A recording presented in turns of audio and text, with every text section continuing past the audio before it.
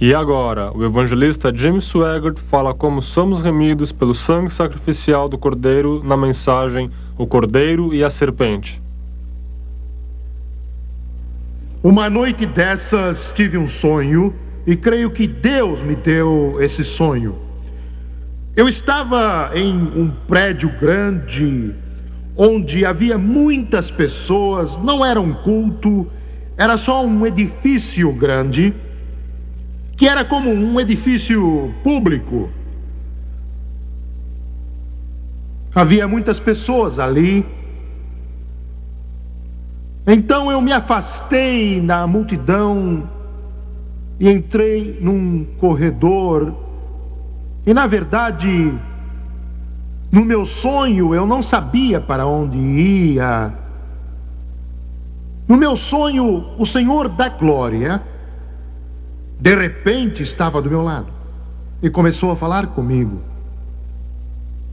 Naquele instante eu senti a presença de alguém e vi uma pessoa, mas não sei dizer como se parecia.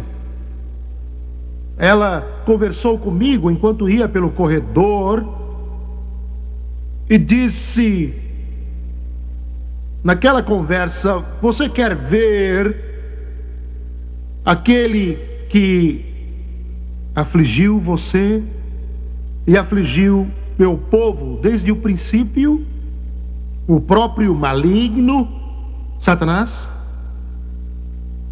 Eu me lembro que fiquei assustado e teria tido medo se o Senhor não estivesse comigo e se não sentisse sua gloriosa presença. Era como se estivesse envolvido com sua força, seu amor, e consequentemente não senti medo algum. Eu olhava para ele sem vê-lo, lembro-me bem dele, de sua voz suave e do seu amor. Ele disse: você quer ver o maligno? Eu fiquei assustado quando ele me levou pelo corredor e disse: vamos parar aqui. Estávamos ao lado de uma porta fechada. Fiquei ali esperando instruções, pois não sabia o que fazer. Ele disse: abra a porta. Então eu abri a porta bem devagar. Havia um homem ali. Ele estava vestido com um terno, era baixo e estava de pé. Olhei de volta para o rosto do meu Redentor e com a mão ele apontou e disse: este é o filho da perdição, o maligno.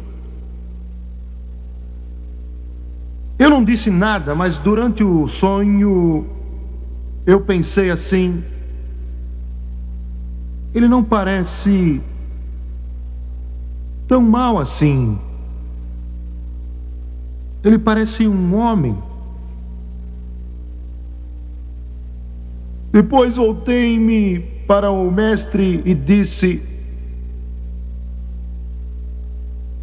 é ele que tem causado tantos problemas e tantas lutas.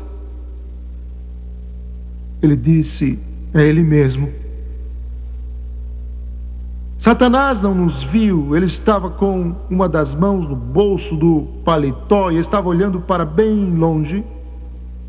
Aí eu fechei a porta. Na noite seguinte tive outro sonho. Sonhei desta vez que estava em outro prédio e de novo uma pessoa estava ao meu lado. Se ele era o Senhor da Glória, eu não sei, porque ele nunca disse nada. Ele ficou me olhando e me observando enquanto eu lutava com todas as forças contra uma serpente. Eu ainda posso ver a serpente com a cabeça em pé. Ela ficou tão alta quanto eu, e eu estava lutando com todas as armas que dispunha ali, estava lutando pela própria vida. E lembro-me que aquela pessoa estava atrás de mim com as mãos para trás, apenas olhando para mim.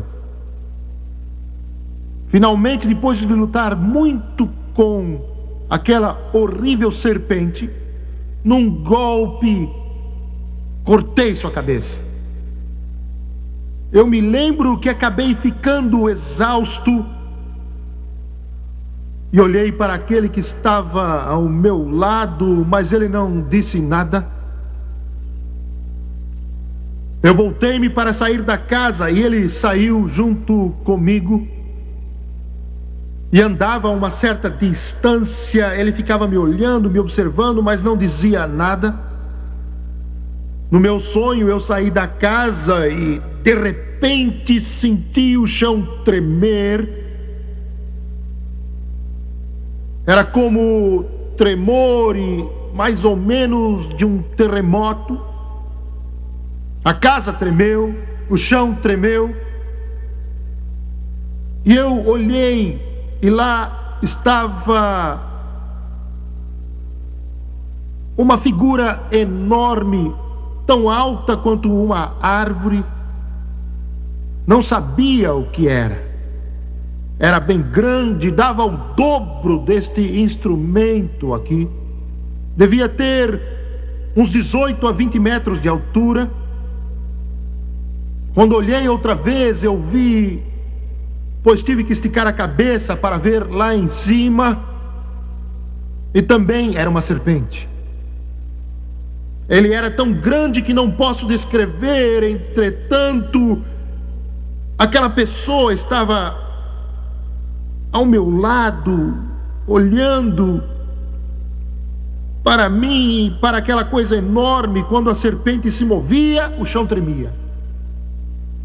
E no meu sonho, olhei com resignação e disse para mim mesmo: tenho que lutar, não tenho escolha. E o sonho acabou quando ia em sua direção.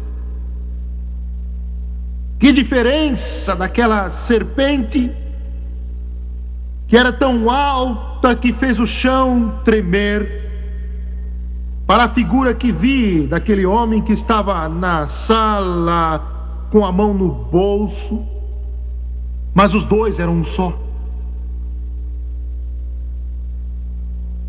Quero que você hoje volte uns 4.000 anos atrás, pois quero lançar a base da sua salvação e da sua redenção. Foi Deus quem instruiu Moisés, conforme o livro do Êxodo, para ir ao Egito e libertar os filhos de Israel da escravidão egípcia. E nós não podemos compreender a complexidade e o poder daquela ordem. Espero que de alguma forma você possa ver um pouquinho do poder das trevas e, sobretudo, a glória de sua redenção em Jesus Cristo. Quando Moisés e seu irmão Arão foram para o Egito, na verdade, ele não era um estranho ali naquela terra. Por quase 40 anos ele foi criado no meio dos mais luxuosos palácios da face da terra. Ele tinha sido educado em toda a arte e ciência da mais poderosa nação do mundo. Isso era uma réplica, era um símbolo de todos os poderes das trevas, do sistema das trevas, do sistema do mundo, de Satanás.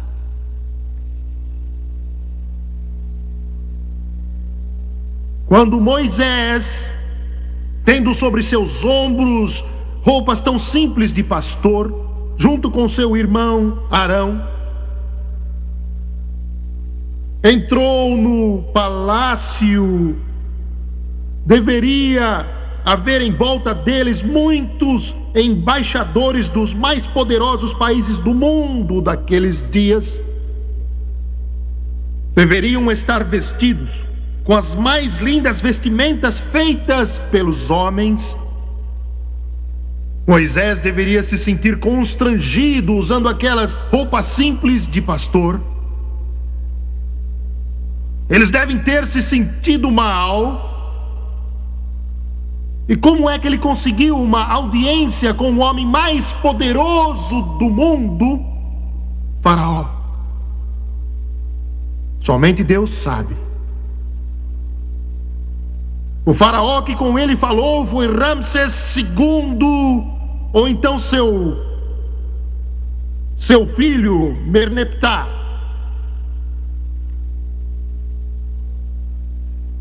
Se foi Ramsés II, ele foi um dos homens mais poderosos que reinou no trono egípcio. Se foi seu filho Merneptah, ele considerava a si próprio como um deus. Merneptah tinha sido considerado responsável pela maior vitória militar que o Egito já ganhou, quando ele foi orientado por seus deuses. E a batalha foi ganha pelos generais egípcios e a glória foi de Merneptah. E quando Moisés estava ali naquele dia com Arão ao seu lado, diante de Ramsés II, ou então Merneptah, Moisés olhou e viu a serpente de ouro que estava em sua coroa.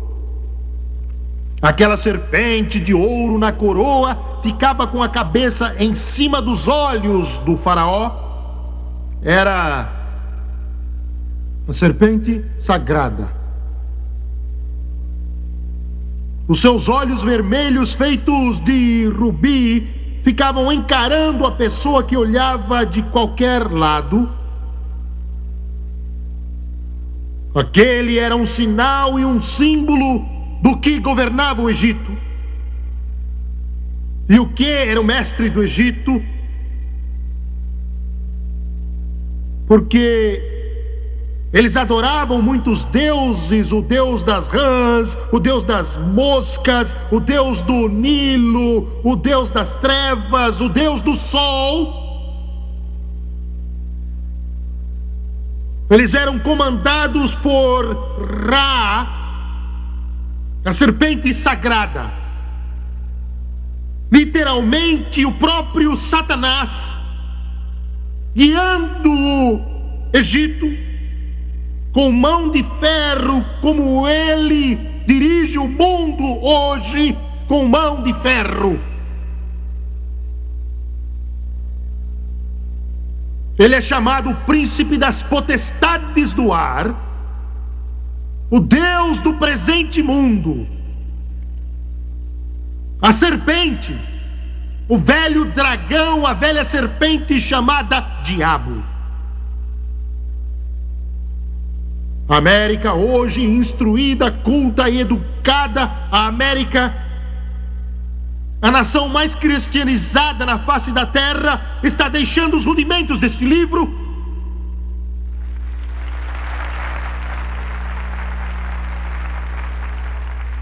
A nossa Corte Suprema, infelizmente, proibiu a leitura da Bíblia em todas as escolas públicas do país.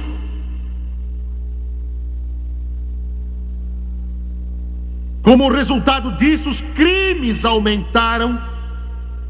Como resultado disso, as drogas aumentaram. Como resultado disso também, as doenças sociais aumentaram.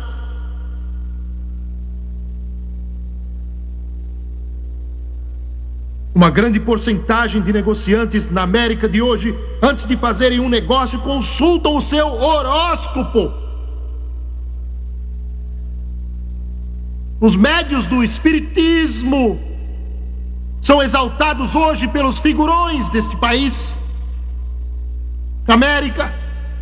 América, Deus abençoe essa terra e enriqueça todo o seu povo de costa a costa.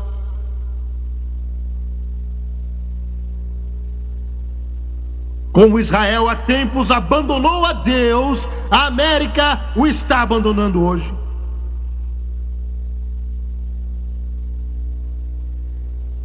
Quando Moisés estava diante de Faraó e exigiu que ele libertasse Israel, Faraó disse: quem é o Senhor para que lhe ouça? Moisés disse: Jeová enviou-me.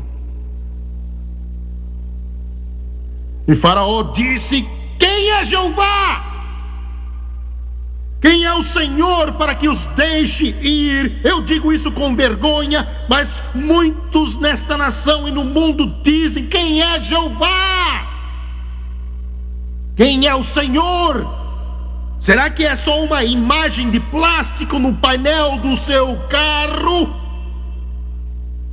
Ou será um quadro pendurado na parede? Será que é o sino que soa domingo? Ou a torre que está apontando para o céu? Quem é Jeová? Quem é o Senhor?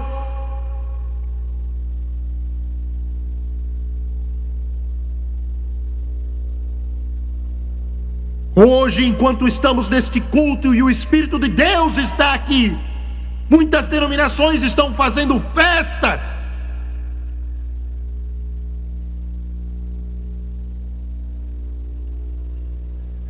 E o mundo indo para o inferno, morrendo sem Deus, morrendo sem Jesus Cristo, e nós fazendo festas.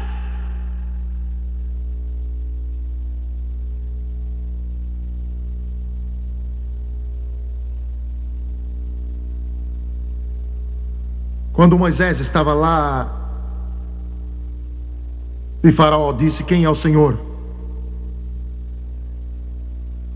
Moisés lançou a sua vara e ela se tornou numa serpente.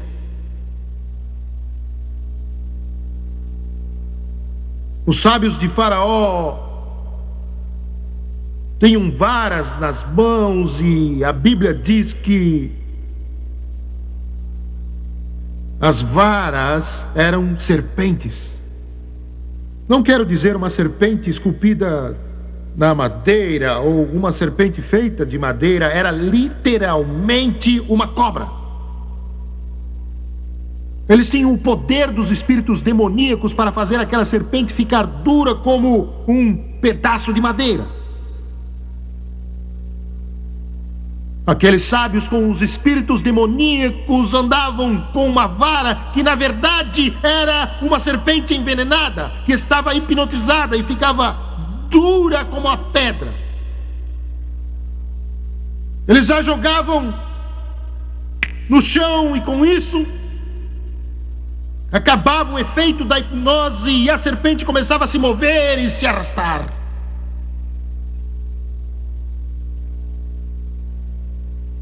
Mas a serpente de Moisés engoliu as serpentes dos sábios de Faraó. Então Merneptah, com sua coroa de ouro, que tinha a cabeça da serpente encarando Moisés, se rebelou.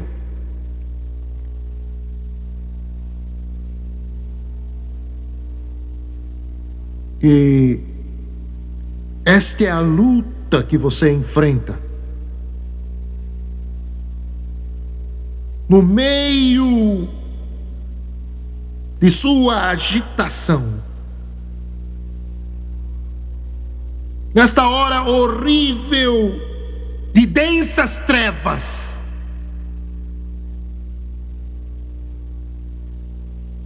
Se você puder compreender o que está enfrentando neste mundo, Jesus mesmo disse: o ladrão chamou Satanás de ladrão, de mentiroso e de assassino.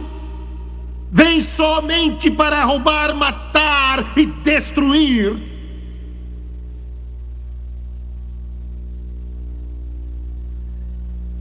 Como venceremos este poder? Você diz: Deus pode. Mas é exatamente aqui que nós nos enganamos. Mas é claro que Deus tem todo o poder, pois Ele é todo poderoso. Mas Deus não salvou você com seu grande poder. Você entendeu isso?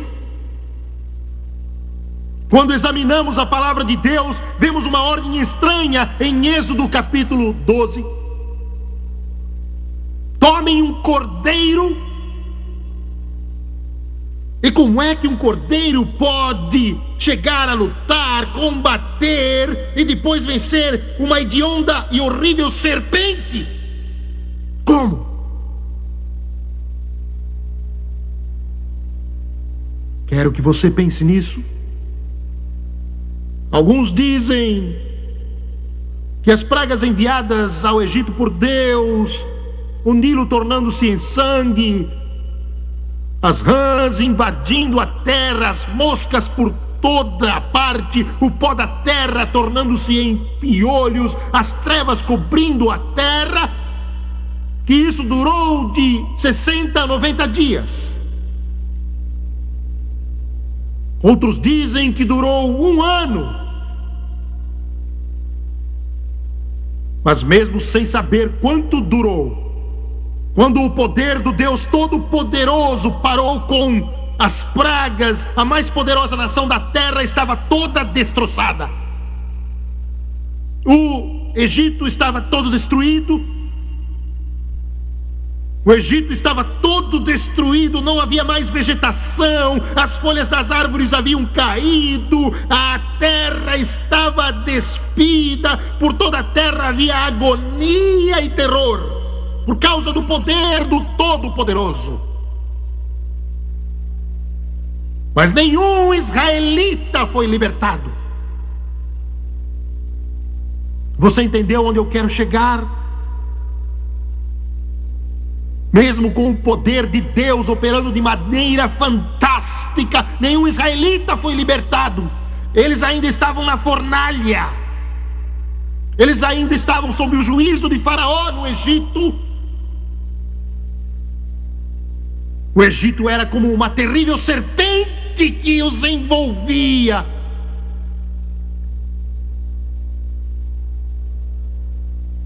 E para poder derrotá-lo e para poder vencê-la, Deus disse: tome um cordeiro.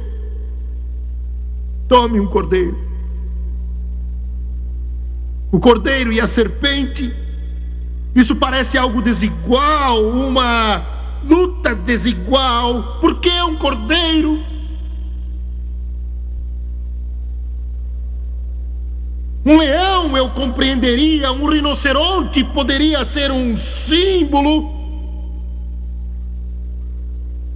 Um leopardo eu compreenderia, um urso poderia combater aquela serpente. Mas um cordeiro? Cordeiro? Por que um cordeiro? O cordeiro é um dos animais mais sensíveis. Por que você precisa forçar um novilho ou um bezerro para ser abatido? E o cordeiro, ao contrário, literalmente vai voluntariamente, como que dizendo: quero que você me mate. Cordeiro. Foi um cordeiro que Abel trouxe. Caim matou Abel porque ficou com ciúme, pois Deus aceitou o sacrifício de Abel.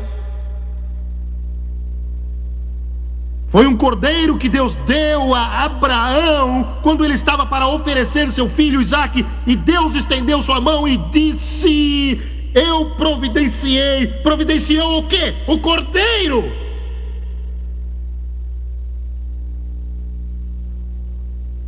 Era um cordeiro para cada casa. Em Levítico deveria ser um cordeiro para cada nação. Em 2000 anos atrás, seria um cordeiro para todo mundo. Por que um cordeiro? O homem é dominado por Satanás, a serpente, e só o cordeiro pode comprá-lo e libertá-lo das garras do maligno. Você sabia que toda pessoa que está aqui está condenada ao inferno? Você sabia que você nasceu para morrer perdido e para viver e morrer como escravo na escravidão das trevas, e para ser guiado e dirigido pelos poderes do inferno e finalmente ir para as trevas eternas para sempre e sempre? Você sabia disso? Cada um de vocês aqui, cada um assistindo pela televisão, está destinado à destruição e ao inferno, e destinado à escravidão, destinado à eterna condenação, sob o domínio da serpente, prisioneiro da serpente.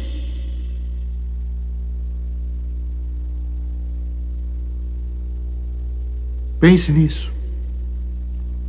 Quando seus filhos chegam a este mundo, eles nascem para ir para o inferno. Nascem como escravos, sob o domínio da serpente. A cova abriu sua boca desmuradamente. Isaías disse: não importa se seus pais são ricos, isso não afetará o seu destino eterno. Não importa quanta cultura você tem, isso não afetará o seu destino eterno. Não importa quantas igrejas já pertenceu, isso não afetará seu destino eterno. Não importa quão religioso você é, isso não afetará o seu destino eterno. Um compositor das profundezas da fossa, arrasado e com muitos problemas, escreveu uma música dizendo o seguinte: eu nasci para perder. Espere um pouco. Espere um pouco. No meio da noite tenebrosa, numa escravidão infernal que é indescritível, no meio do gemido infernal dos perdidos, com o som de milhares de tambores e o gemido de milhões e milhões de almas no inferno, o mundo todo está em trevas. Mas ouve-se uma voz vindo do rio Jordão. Aleluia! Louvado seja o nome do Senhor Jesus. Essa voz suave e mansa que toca no fundo do meu coração e põe um hino em minha alma e me eleva acima das sombras, onde o meu pé é firmado num plano superior, gozo indizível, cheio de glória, metade nunca se contou, porque essa voz ressoa pela noite dizendo: eis, eis, eis o Cordeiro de Deus que tira o pecado do mundo. Eu não preciso ir para o inferno, não preciso ficar perdido, não preciso viver escravo de Satanás, não preciso ir para a perdição, não preciso viver na fornalha de fogo. O Cordeiro me libertou, o Cordeiro pagou o preço, o Cordeiro quebrou a escravidão, o Cordeiro libertou o cativo, o Cordeiro quebrou as correntes, o Cordeiro derrotou o diabo, o Cordeiro destruiu destruiu os poderes das trevas. O Cordeiro derrotou a serpente. O Cordeiro derrotou o inferno. Glória a Deus!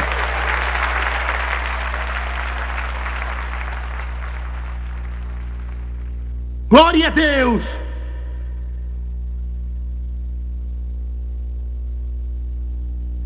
Aleluia!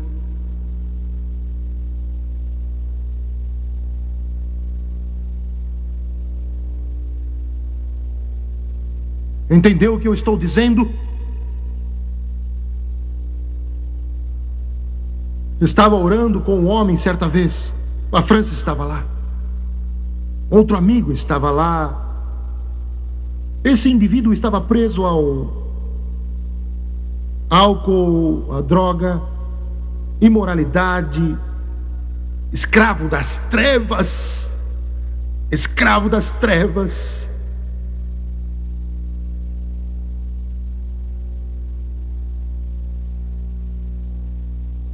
Tínhamos os braços em volta dele e a Francis estava lá ao seu lado. Um outro amigo tinha também seu braço em volta desse homem. Estávamos orando de joelhos, clamando a Deus. E de repente eu tive uma visão. E acho que foi uma visão ou uma forte impressão, não sei o que foi, mas vi isso. Eu vi a cruz, vi o Calvário. Eu vi Jesus, o Cordeiro, na cruz. Como o Cordeiro foi levado ao matadouro e como ovelha não abriu a sua boca. Aleluia. Eu vi quando ele tentava erguer o corpo para poder respirar. Então perdia a força e seu corpo tombava outra vez. E o sangue corria de sua cabeça ferida, do seu lado, das suas mãos, dos seus pés e das suas costas. E eu vi aquela figura grotesca pendurada na cruz. E ao pé daquela cruz estavam milhares de cobras que se contorciam. Eram como se estivessem num caldeirão. Era a cena mais horrível e imaginável. Elas se contorciam no chão, simplesmente se contorciam. E eu creio que eram milhares e milhares, sem exagero, contorcendo-se aos pés daquela cruz. E eu vi aquele sangue do Cordeiro, suas gotas caíam sobre as serpentes e pingavam sobre elas.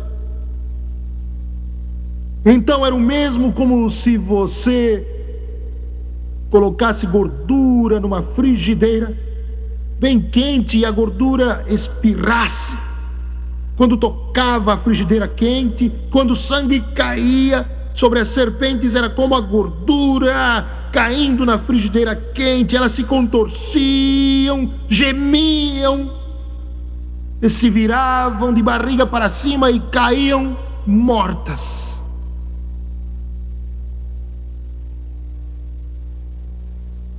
Louvado seja o nome de Jesus. Você entendeu o que eu disse? Jesus não libertou você, Deus não libertou você pelo seu poder onipotente.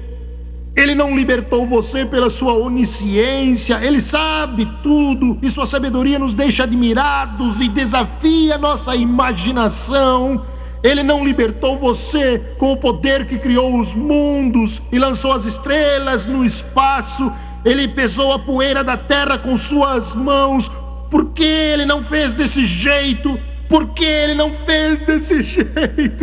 Porque quando ele agiu no Egito, deixando-o destruído, destroçado, tudo em pedaços, seu povo continuava escravo, escravo, escravo, escravo.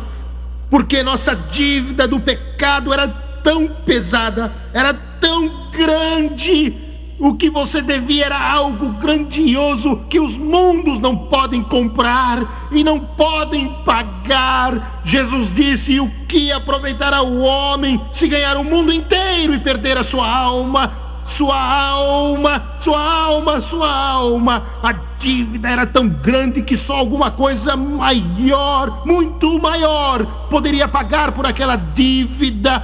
E o que foi maior foi o sangue do Cordeiro.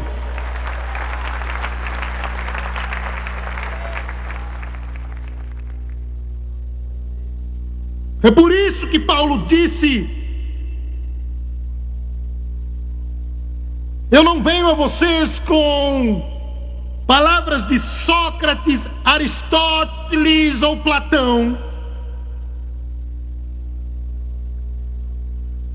Não venho a vocês com palavras dos poetas gregos.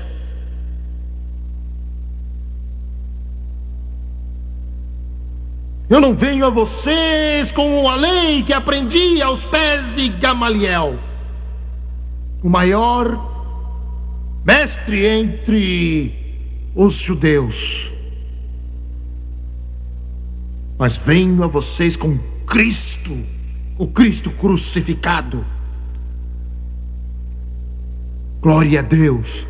Cristo, o Cristo crucificado, é a resposta para o dilema do homem, é a resposta para o mundo em trevas. O Cristo crucificado, alcoólatras, ele é a resposta para vocês. O Cristo crucificado, drogado, que está sozinho em seu quarto agora, com uma agulha enfiada no braço. Eu não condeno você, eu não digo nada para condenar você, alcoólatra, ou bêbado, ou drogado, ou que tem AIDS, ou seja lá quem você for, porque meu mestre disse: eu não vim para julgar o mundo, mas vim para que o mundo fosse salvo por mim. Não vim para os que estão bem, eu vim para os que estão doentes. Eu não vim para condená-los ou para apontar o dedo acusando você, mas eu vim para dizer que o Cordeiro derrotou a serpente. O Cordeiro derrotou a serpente. O Cordeiro derrotou a serpente. O Cordeiro derrotou a serpente.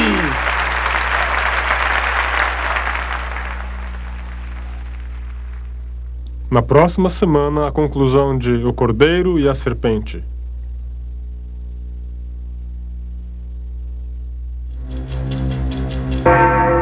1990. A década da colheita começou. Nós estamos esperando o derramamento do Espírito de Deus como nunca ocorreu antes na história do homem. Milhões de almas serão salvas, mas o preço será alto. As potestades do ar estão nos pressionando de todos os lados. O pecado tem destruído vidas sem considerar as consequências eternas. Muitos que já buscaram a Deus estão se afastando dele. Nós precisamos ser agressivos na oração. Nós precisamos orar com a convicção de que Deus é Deus e que Ele abençoará aqueles que o buscarem de coração. O ministério de Jim Swaggart tem como objetivo principal responder ao chamado de Deus para o Evangelho mundial. Nossos esforços têm sido direcionados para atingir esse mundo perdido através do Evangelho de Jesus Cristo. Sua ajuda em oração é de grande importância para que possamos atingir nosso objetivo. Ore pelo irmão Jimmy e pelo seu ministério. Quando você orar por nós, você estará compartilhando conosco na colheita de almas que está em andamento no mundo todo.